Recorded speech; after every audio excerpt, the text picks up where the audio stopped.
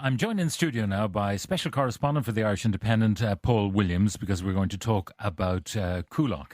Now, you've been quite trenchant in your views. You've written about it. You've talked about shameful inaction by the government on immigration has created a void for fascists to fill in Coolock. Absolutely. That's how they're being fueled because, they have this, they claim that they are worried about the community and they spread this racist, poisonous ideology through the sewers of social media. There are lies and misinformation, and then they attract like flies around a cow's backside this little army of thugs who are just there for recreation, who are just there to beat up the police.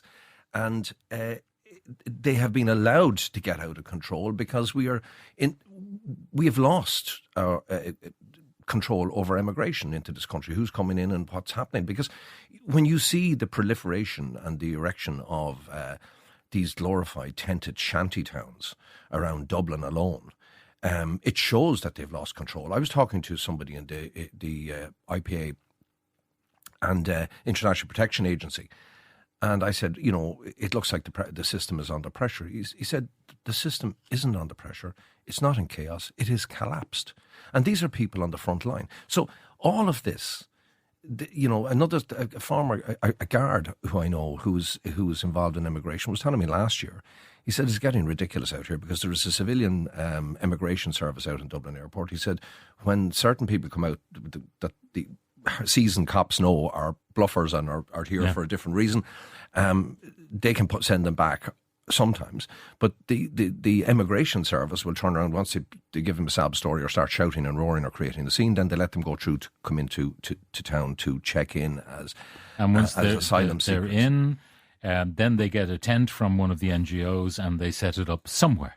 But there is nothing being done about it. And the point about it is that when you the whole point is that if you lose control of a situation, any situation, for example, Pat, your house, you might have a spare room in your house. And I don't want to sound anti-immigrant at all. I'm just talking about how people are reacting to this out on the streets. And they are saying, we want people here, but we don't want to be taken for a ride. We don't want to be abused. We don't want to be accused of being racist or whatever. But if you have certain space in your home, you'll give the space to somebody comes into your home. And then next thing you have people sleeping on the couch and then you have people sleeping on the floor. And this is an appalling situation. But isn't that the kind of social media nonsense that's going around? The government is going to take your spare room. That's not simply not going to happen. I'm just using the metaphor of if you're coming, if you're letting somebody stay in your home or whatever. But what's happening is that the government have done absolutely nothing about it, and the people who take the brunt of all of this are the refugees themselves and the asylum seekers, and particularly the Gardaí. So everyone comes out in the street, has burned the place down and attacked the cops. And it is just escalated out of all control. And you have all these good people in Coolock who are saying, we want some consultation about this. But then you have this far-right, knuckle-dragging, conspiracy theory spouting fascists, wannabe Hitlers, spreading their lies and their hatred, and they are attracting these guys who are coming out to smash the place up for a bit of fun.